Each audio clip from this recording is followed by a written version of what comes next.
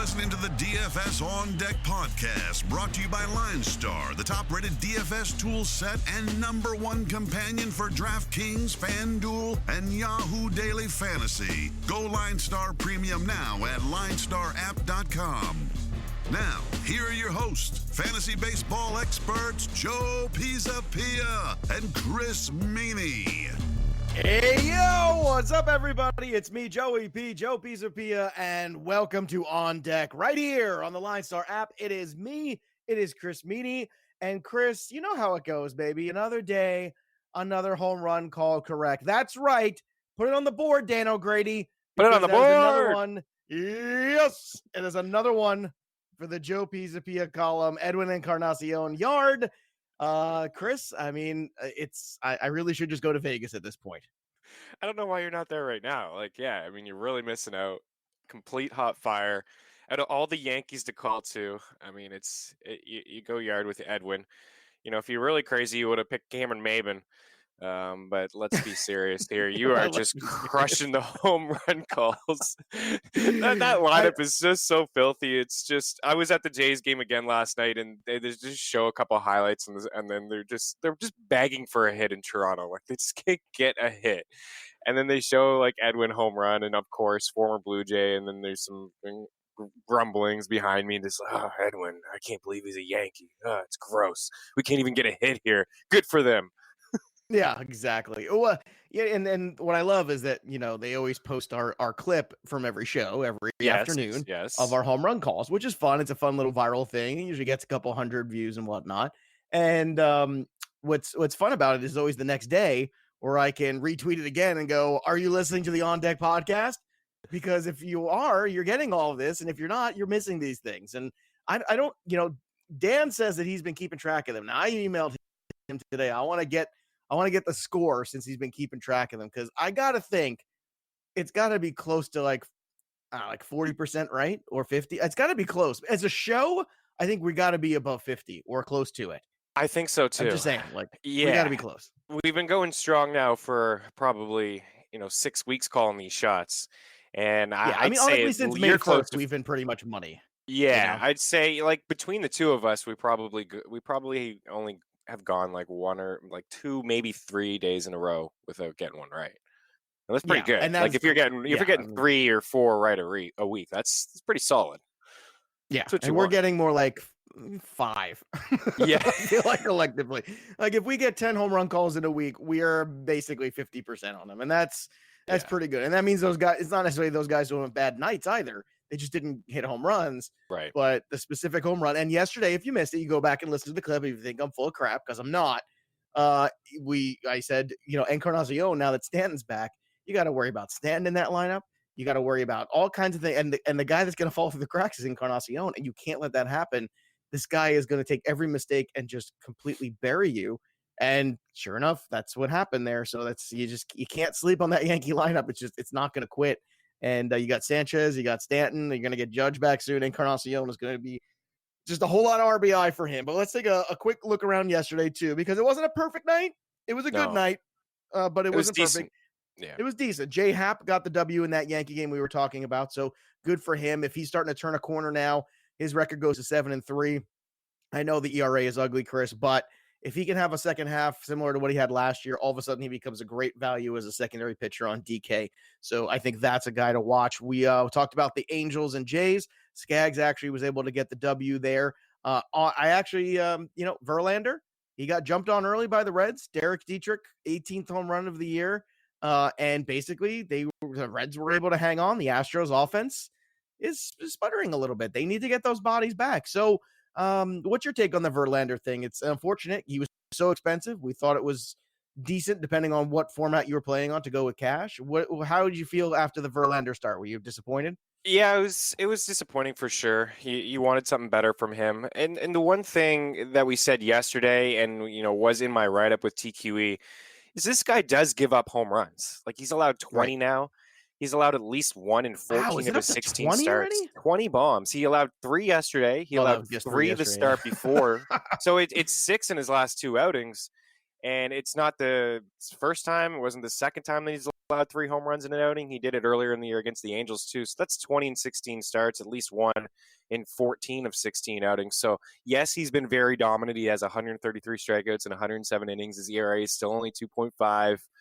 He's only walked 20 guys over that span. Like, he's still been dominant Verlander. It's just he does get into trouble here and there with the home runs. And it's just like kind of like Garrett Cole, which we'll talk about in a little bit. Like, these guys have the strikeout potential, but it's not there. So a little disappointing from that standpoint. You're right about Happ, Skaggs. We talked about these guys as maybe some value, just guys who could get the win for you up against teams secondary guys, right? Yeah, who really struggle against lefties. So we saw that for sure. Jose Ramirez finally with a home run yesterday. That was a big takeaway. I know. I was gonna get to that. Finally, after we continued to make fun of him. In fact, we even called him out on the last time he hit a home run, which was, I don't know, May of 2016. I think. I don't know. It was a long time. That's all I know. Yeah. So Jose Ramirez actually got on the board. DeGrom got a W there, beat the Braves. This was a tricky one last night. I wasn't in on it. No. I was perfectly fine to let this one go. DeGrom ended up being great. He was a big time difference maker last night, especially with Verlander not being good or being as good as he was hoped, especially at the salary, how much he had to pay for him. Alonso with his 24th home run, McNeil with a home run in that one too. So those guys are shaping up to really kind of carry that offense going forward. We talked about the Indians too. I mean, besides Jose Ramirez, they put up 10 runs there. Willie Calhoun going yard too. Let's keep in mind that he is back from injury also, so he's got to be back on our radar. Calhoun's got some serious power. That's a guy to keep an eye on. You mentioned Eloy yesterday. Wouldn't you know it? There he is. 12th home run of the year for Eloy Jimenez. You look up and he's got 12 dingers. That's pretty good here. We're not even at the All-Star break, Chris. It is good. And I've watched a lot of his at-bats lately, and he's got a lot of confidence at the plate now. You got to remember, these guys need to adjust. We're still seeing, like last night, again, at that game, Vlad Guerrero he's pressing, and it's tough for some of these young guys. It doesn't really come to them like Kira or Jordan Alvarez. Like, it's going to take some time, and we're really seeing it with Jimenez right now. Patient at the plate. He has some serious pop, and you're definitely seeing it. So that was encouraging. And back to that Texas game, that's the two guys, right? I was just like humming and hawing about who to play in this lineup. It's like Jose Ramirez and Rougned Odor. I know that they're not this bad, and the price discount is there. Low ownership for sure. And like Ramirez, Odor went deep as well. So two guys to maybe just keep an eye on that I think will start to trend up. But there were some disappointing, like, we went back to Oakland. That was nice to see. 16 runs. Like, that was awesome. Like, we talked about recency bias with the A's and the Dodgers. Right. Those two stacks were actually really lowly owned, despite the LineStar app liking them and liking them from a value standpoint. Yeah, very much. The big disappointing thing to me yesterday, Joe, was the Cubs. They just couldn't get anything done. You mentioned Jimenez getting that home run, but only 6 hits from the Cubs. They got the run in the first inning with Schwarber, and we thought, here we go. And then that Nova, was it. they should have. Yeah, I mean, and you know what's funny? I Rizzo was your call, and I thought that was a lock too. And they got to score more runs against Von Nova. That's pathetic, and it doesn't bode well for them today going against Giolito, as we'll get to that in a second. Kershaw was good again. Woodruff was good, but not good enough, unfortunately. There's a couple mistakes. That's it. Yeah, he got eaten up in 2 innings basically that were bad. Not even bad, just just didn't score any runs for you. That doesn't help. But one more thing too. Yesterday on the show, Jack Flaherty, I said he is a lock on FanDuel for 40 points. Chris, guess how many points he got? Like 38? 40! Man, get to Vegas right now. Get to Vegas right now, immediately after the show. Hey, I said he's a lock for 40 points. And he was a lock for 40 points. That's how we roll here on Deck. And look, we weren't perfect yesterday. I would give us a B+. B+ yesterday. It wasn't an A. It was an A. What do you think about Jordan Yamamoto now that that's another one? That's 2 straight starts for him. We said we needed to see it again 4 days later against the exact team, the same team and then he did basically the exact same thing, Joe. He had 7 innings, 7K, only 2 hits. Well, I wonder about his ability to get W's consistently, obviously, with that kind of a lineup. But or I'm buying in as a secondary pitcher now for sure. I mean, he ain't a standalone yet. He ain't gonna be that one guy I roll out. Not even close yet. That's 14 innings now against the Cards, where he's only allowed 5 hits and no runs. Yeah, Cardinals got to do some soul searching here too. They got to figure out some things. They're starting to look old. There's a couple teams, the Cardinals, I've noticed, and how about the Brewers away from Milwaukee? Like I mentioned, how I wasn't, that series over the weekend against San Fran, the bats were kind of cold. The bats have been cold in these 2 games against the Padres too. So we've kind of said that before, but they're a different team away from Milwaukee. Agreed. All right, that was yesterday. Today's a new day. Yes, it is. So let's get after it. And we've got some day games today, including the take 3 on Patrick Corbin trying to get a start. Yes. This is again, it got play got bumped yesterday again. So Patrick Corbin for the 3rd straight day did not pitch, but he is going to be taking on Eflin, it looks like, in the day game, because we're waiting to find out news about Scherzer, which I don't know if he's going to pitch. I would be very surprised if he does. And if he does, at the price tag, we'll get to that later. But in case you missed out on this news during BP, which pitchers shouldn't be taking BP anymore, he was trying to bunt and the ball hit him in the face, and now he broke his nose apparently. And I don't know. It's a big mess. All I know is that universal DH needs to happen soon before these guys all kill themselves because they don't know what a bat is. All right, Garrett Cole. Don't eat Scherzer. God, and I just acquired him in our home league last week. I'm like, great. Yeah, that's what I need. I need him to miss a start this week. Crucial start. Anyway, Garrett Cole is at 12K on FanDuel. Super expensive. Corbin's 9.4. You got Blake Snell at 9.8. So obviously, Snell against the Yankees is your big time fade, you would think, for this day game cash late, because that's a significant discount. I love Garrett Cole and all, but I don't know, man. I can't get there when Blake Snell is 9.8. I think I'll take Snell, even though it's on the road, even though it's in Yankee Stadium. What do you think, Chris?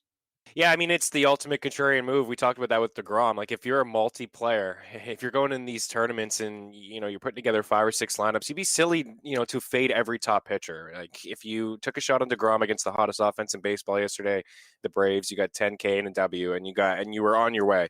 You do the same thing with Blake Snell tonight. I mean, it's tough for any lefty to go through this lineup, but he certainly has the potential, and he's going to be low ownership for sure. The guys are going to go to the top with Garrett Cole in Cincy. They're going to try to forget about, last night with Verlander and the fact that Cole does, he's allowed 15 home runs himself. But well, a lot of those big strikeout pitchers tend to do that. Even back in the day, some of those guys, like it's funny, we were just talking about Schilling. Scherzer's the same way. That's the same kind of guys. Those, they don't mind giving up the home run because they battle, they throw strikes, and that's what makes them great, and that's fine. Now the trick is finding the secondary pitcher, because when you're on DK today, you've got Garrett Cole at 11.4, you got Blake Snell at 9.5, you got Eflin at 9.1, who's more expensive than Corbin at 8.2, which is a little fascinating to me there when you're looking at this. And then you got Matt Strahm at 6.9 against Zach Davies. Now, I'm not big on Strahm, but I think there's big opportunity here for him as a secondary pitcher on DK today. I like this matchup. We talked about Milwaukee kind of struggling offensively, and I'd rather throw the lefty at them than the right-handed pitcher. I actually think Strahm is very much in play today. Do you think I'm nuts or what? No, I don't think you're nuts, actually. I was listening to that Brewers broadcast. I needed them last night to complete a parlay, so I was really tuned in to watch Milwaukee. And you know what? The broadcast was just really all over them. They had gone 18 straight innings without a run, and they had faced a few lefties in a row, right? It was Lucchesi. Last night it was a rookie, Logan on the Hill. And then today is another one in Strahm. So not only are they struggling on the road, they've all of a sudden have struggled against lefties. Mike Moustakas left that game yesterday. Not sure if he's going to be able to play. We know like the struggles of Travis Shaw and Jesus Aguilar if he gets into the lineup. Eric Thames is not an automatic out, but he's got some strikeouts in his bat as well. And then there's Ryan Braun, who's really just struggling. So I think there's an opportunity. Absolutely. I think maybe you can go Strahm or Snell, or you can go Strahm and Cole. I really do like Patrick Corbin for the 3rd straight day. I'm going to say the same thing. If there's no Real Muto and there's no Jay Bruce, which they weren't in the lineup yesterday or the day before, like when that lineup was released. You got the doubleheader today, so I don't know which game they're going to start them in. Yeah, and I'm not feeling that Phillies lineup with Hernandez and Rodriguez and Kingery, and then whoever's going to get in there and replace Real Muto, is whether it's Andrews or not. Like it's. So I think there's opportunity for Corbin. I think, especially on DK, so significant discount there. Yes, 8.2 is value. Yeah, 8.2 is a big value for Corbin, and I know he wasn't good his last start, but I can't even remember his last start. It's been so damn long because he was getting bumped every day.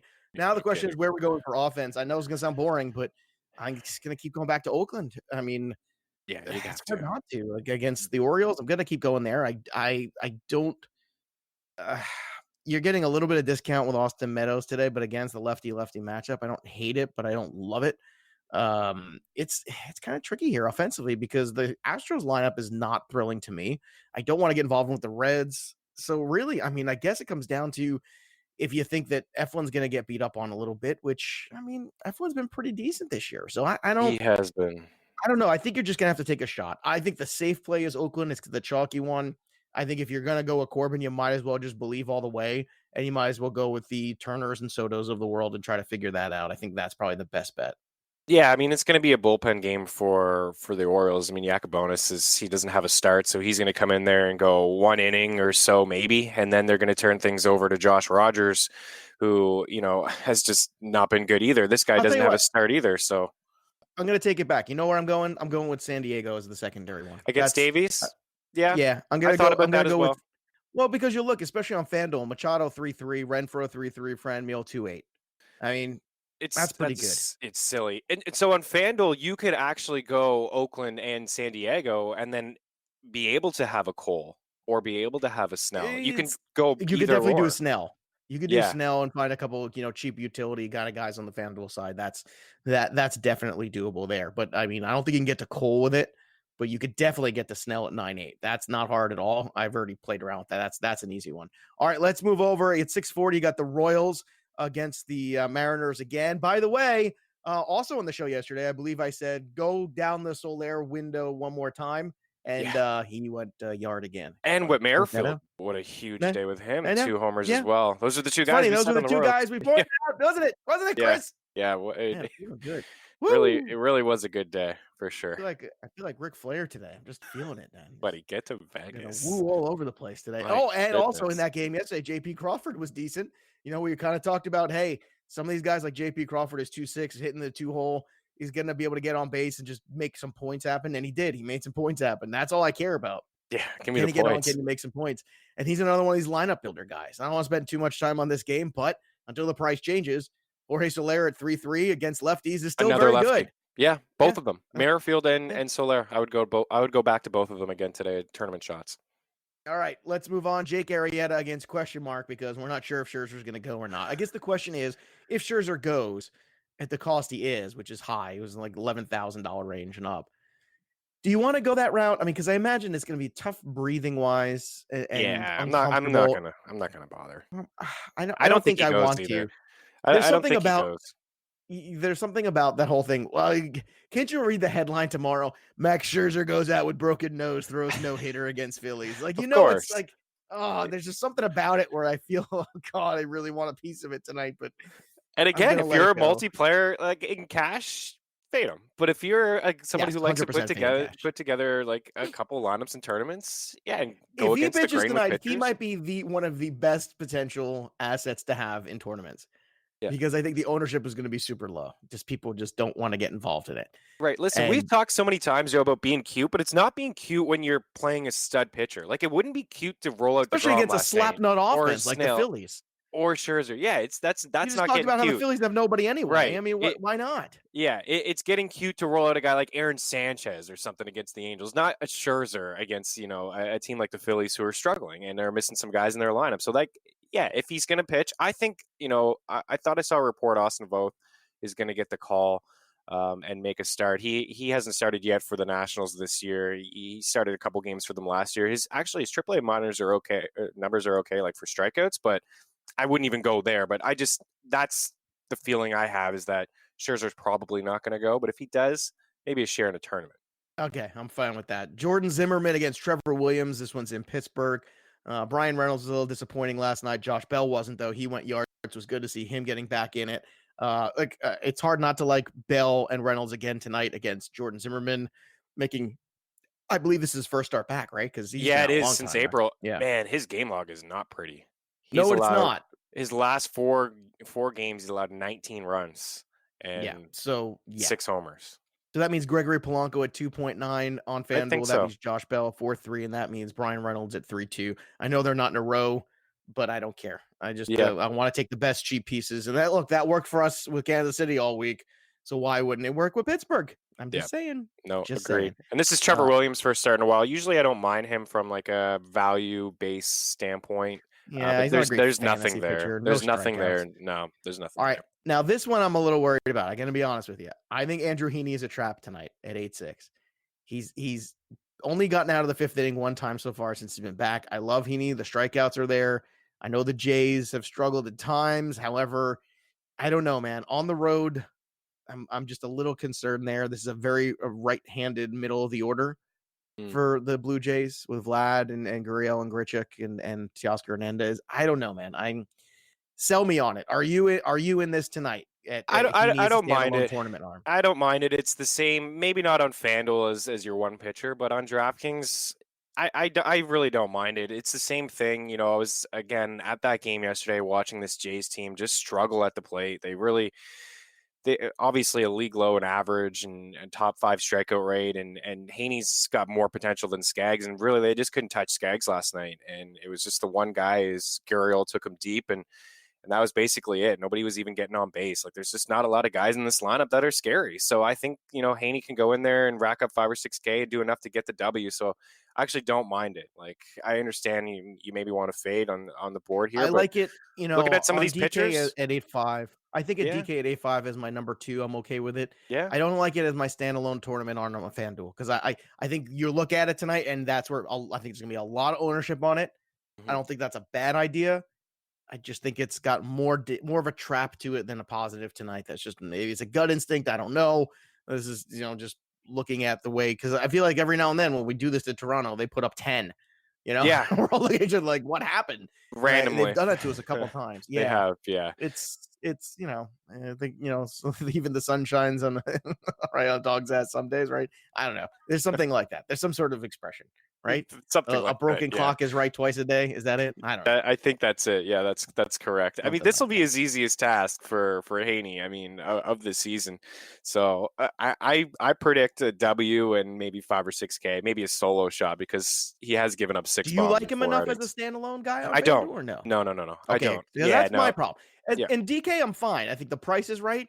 As a number 2 guy, got no issue whatsoever. All right, let's move over to the Mets and Atlanta Braves here. 2 lefties, Steven Matz and Max Fried. Matz is 7-8. Fried is 6-8. Look, McNeil continues to be a good value at the top of that order. McNeil and Alonso are the guys you want. I actually owned shares of Cano yesterday because he was super cheap as utility, and that worked out well. Cano still books 2.9. So, the Mets with Cano is a little bit different of a lineup for me. And especially with McNeil back and healthy too. Those are some pieces where all of a sudden the first 4 bats there are actually pretty formidable. Look, Atlanta ran up against DeGrom last night, but they've been red hot. How do you take this one? Because I know we usually like Albies more against the right-handed pitcher, so I'm going to pass on Albies tonight. But you're going to go dance with Acuna again and get him back in this lineup against Matz? Yeah, I think so. I wonder if everybody will shy away from Atlanta after yesterday. I mean, I won't. It was DeGrom, but Matz has been pretty good this season. Right-handed bats have really kind of hit him around. I mean, 11 of the 13 home runs he's allowed, a 442 slugging, a 308 WOBA. So I'm gonna have some shares of Acuna. I actually don't mind Albies, but he's gotten to the point now on DraftKings where it's like a lot of these guys have. So if I'm gonna spend 5. I'm looking at this lineup, and if I'm playing on DraftKings, and I'm like, okay, well, I'm going to spend. Well, you got to 5. Pass. Riley's 5-4, right? I mean, Freeman's 5-5, 5-5. They're both Acuna and Freeman 5-5. It is. It's almost to the point where you have to fade these guys. Like we're talking about Austin Meadows. Like I'm not going to spend 5-8, 5-9. He's obviously on a cold streak right now. So, but again, I think there's some value to be had if you're playing over on FanDuel. I mean, Riley at 3.8 is not awful. Donaldson at 3.4 is not awful. Markakis, I know it's a lefty there, but he's had a good track record against lefties. So I feel like there could be some runs scored in this game with both guys. I agree with you. Cano getting into that lineup really, it helps everybody. Obviously, Alonso at the top, Conforto right behind him. I like Frazier.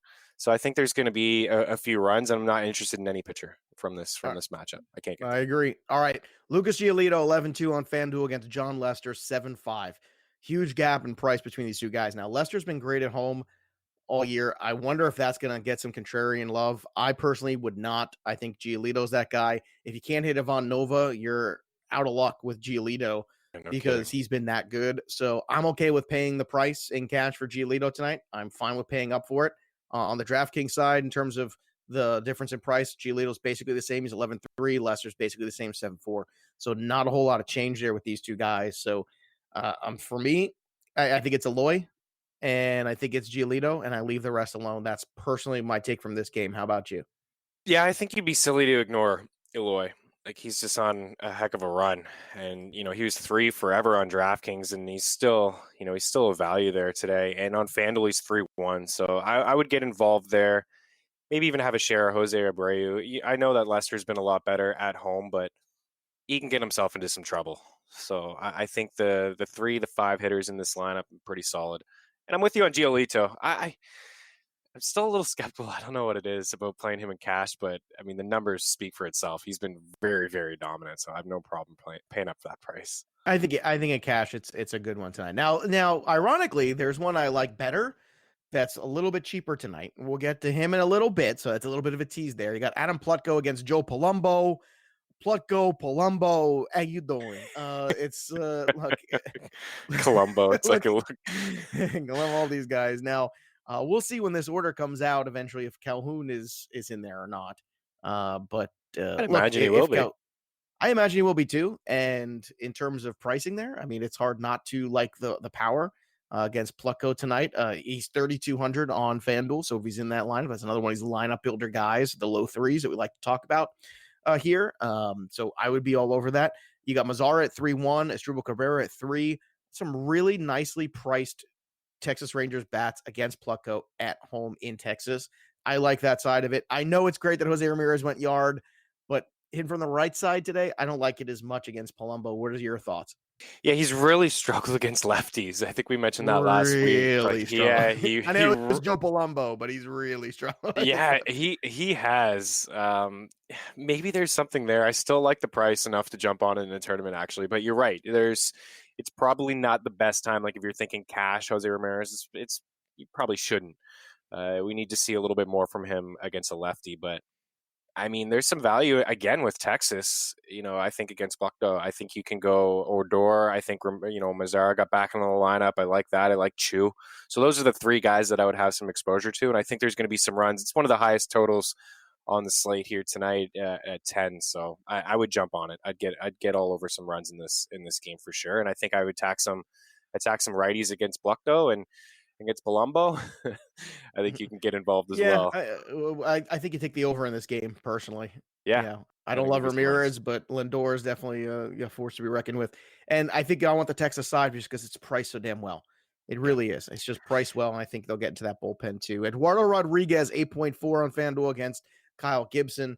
Now, here's where you're in that secondary pitcher market. This is an important one here because we got to make a choice. Over on DK, Rodriguez is just 7.5, coming off a decent start against Baltimore, which we talked about, which we wanted, which we owned him, and we did well. Now he's going against the Twins on the road. Kyle Gibson, 8.8. This is a tough one for me. I think if you're going to Giolito, I can stand Eduardo Rodriguez. Maybe we are seeing the Twins slow down a little bit after just this is just baseball as a game of streaks, right? They were just unconscious for a month. It's going to come back to earth a little bit. It's a tough one. I think you kind of have to plant the flag and say, yep, I'm going to buy into Eduardo because he's so cheap as a secondary pitcher. I don't like either of these guys as standalone tournament arms personally. No. Do you want to make a case for Kyle Gibson tonight? I'm going to make a case for Eduardo just because he's so cheap. Yeah, I understand that. I'm going to shy away from both pitchers. I think there's going to be some runs. The Twins, you're right. They're in a little bit of a funk, but overall, the best average, the best WOBA against lefties. They don't strike out a ton, 29th in baseball, against lefties as well. So there's an opportunity there for them to make 26, rather 20% of the time. They moved a little bit with Price on the hill yesterday. So there's an opportunity for, I think, to get on some Twins. I'm going to like Cruz. I'm going to like Cron against the lefty. I'm not sold on Eduardo. He's what we said about him all year. He's a tournament arm. Yeah, he's not a cash. He's not a standalone guy. If you want to roll him out as a second option in DK, I totally understand it. I get the strikeout upside. It's completely there. But I'm going to side with the Twins against the lefty. I think there's going to be an opportunity there. And I think I've seen a kind of a slight dip in price because of the last couple of weeks. A couple of days. It's amazing, actually, to see. Like, FanDuel's adjusting when usually they're just kind of snoozing. But not snoozing DK. A little bit. No, DK, it's tough. So Garver's 5-1, Cruz is 4-9. It's funny. Eddie Rosario against the lefty is 4-2. which is Yeah, interesting. that is interesting. So it's tough to. You're not going to find any value on DK. But it's there. There's some tournament appeal, I think. With the Twins lineup. I agree. I think if you pick the right side of this one, it's going to win you some money in multi-entry tonight. But I think you have to have both sides of it in order to win. So you gotta know what kind of player you are. Are you somebody who's going to play, multi-entry, throw $5-10 entries into one of the big boys or something like that? That's fine. Daniel Ponce de Leon and the Cardinals will attempt to find some offense and discover some offense. You see what I did there? I made an explorer joke. You like that? I did like that. Yeah, that's a dad joke for you. That's top-notch explorer dad joke for you. Trevor Richards on the other side of this one, 7-1 on DK. De Leon 7-8 over on the FanDuel side. 7-9 for Richards, 6-5 for Ponce de Leon. I don't know. The Cardinals right now, I talked about at the top of the show. I'm not interested. They're just not exciting to me. I still like Harold Ramirez as a good hitter at 3-1. He's another one of those one-offs, but I pass on this game completely. How about you? Yeah, until we see the Cardinals get going, I can't get behind them either. I mean, Goldschmidt is the one that stands out as a value, but it's not a cash play. It's a tournament play. It's a cheap punt. It's crazy to even say that, but I mean, I see him at 3-5, and I just know that he's better than that price. But right now, this Cardinals lineup is quiet. You're right. They need a spark, and he's a fade. The whole lineup is a fade.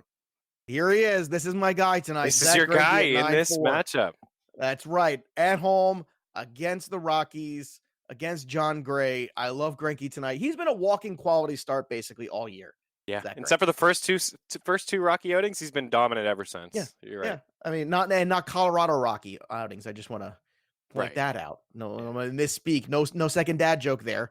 It was just a euphemism he was using. But seriously, I mean, he had that one outing in the very beginning of the year was trash, and then he had one other one somewhere else. Other than that, walking quality start. And I feel like that's the difference because Zach Greinke is going to outlast John Gray. He's going to go into 100%. The 6th, 7th inning, and that's what you need. He's going to come away with a W. This is another guy I think is a lock for 40 points tonight. Yeah, I know Arenado went yard yesterday. I know Dahl's been red hot, but it's in Arizona. It's not in Colorado. I just, I look at the bottom half of that lineup with Colorado. I think there's a lot of outs. Greinke will be able to maneuver through. And I think this offense, especially Peralta at 3-5 tonight, maybe even Ketel Marte at 4, it's pushing it a little bit for me, but I do like him from the left side of the plate more. So for me, I'm all in on Greinke tonight. He is my favorite value in terms of cash game pitchers. Yeah, it's this one and the next one that we'll get to. Those are the two values. I mean, the LineStar app actually, in terms of value and projection, just looking at projection, it's Giolito, it's Rich Hill, it's Haney, and it's Greinke, and they're all separated by just, a point or two. So I 100% can get behind Greinke. He's got a 2.48 ERA over 40 home innings. So he's been very, very dominant there. And he's been very dominant on the road, 2.78 ERA. So the consistency is there. Like you said, there's an opportunity here for a W. He definitely has the upper hand against John Gray. And I want to get involved with some Diamondbacks as well. David Peralta, I think, is a great play. We talked about him yesterday being a free square. It didn't work out, but he's 3-5. I think you jump on that. I like Eduardo at Escobar as well at 3-9. And I will get involved with Ketel Marte. I think those are the three guys that I want up against John Gray. Yeah, I'm with you. All right, last one as you touched on, Drew Pomeranz at 7 against Rich Hill at 9-6 on FanDuel. So he's $200 more. So if you're doing multi-entry stuff and you want to have some Rich Hill in one and some Zach Greinke in the other, that's fine. Over on DK, much more expensive, 10-3 for him over on that. I think it's worth paying for. I'm fine with it. We always mention, though, San Fran, not a huge strikeout team. That's the only downside of it. But in terms of value, Kiki, Justin Turner at the top of this order, Chris Taylor as well. All those guys are very affordable on both DraftKings and FanDuel. So I think if you're looking for some one-offs in this against Pomeranz, you take those cheap right-handed bats, and I think you roll with those guys. And I don't think you'll be disappointed. No, I don't think so either. I mean, if Hill can just do what Kershaw did yesterday, seven scoreless, 6K, 3 hits. I mean, we talked about Kershaw, and he hasn't reached double-digit strikeouts yet in an outing. I mean, Rich Hill has at least done that. He has a bit more strikeout upside than Clayton Kershaw. That's just, welcome to 2019. But for Rich Hill, I think it's a good spot for him at home against San Fran. The Dodgers are heavy, heavy home favorites. In fact, just looking on the board quickly, they're the biggest home favorites at -250, and it's not even close. Oakland is earlier, -270. But in the late slate, from 7 p.m. on, Give me all your betting lines, what you're looking for tonight, since we're kind of already in that discussion. Yeah, so we'll Dodgers will just continue with them. I think you can get on board with Arizona at home as well with Zach Greinke on the hill. I think there's going to be some runs scored in that Texas and Cleveland game like we talked about, so I would take the over there at 10. I like the Angels again on the road to make it 3 in a row, -172. I'm going to shy away from that Mets and that Atlanta game. If I had to pick a side, I would lean with the Braves, but I will shy away from it from a betting standpoint. I think I just want to get run away from that matchup.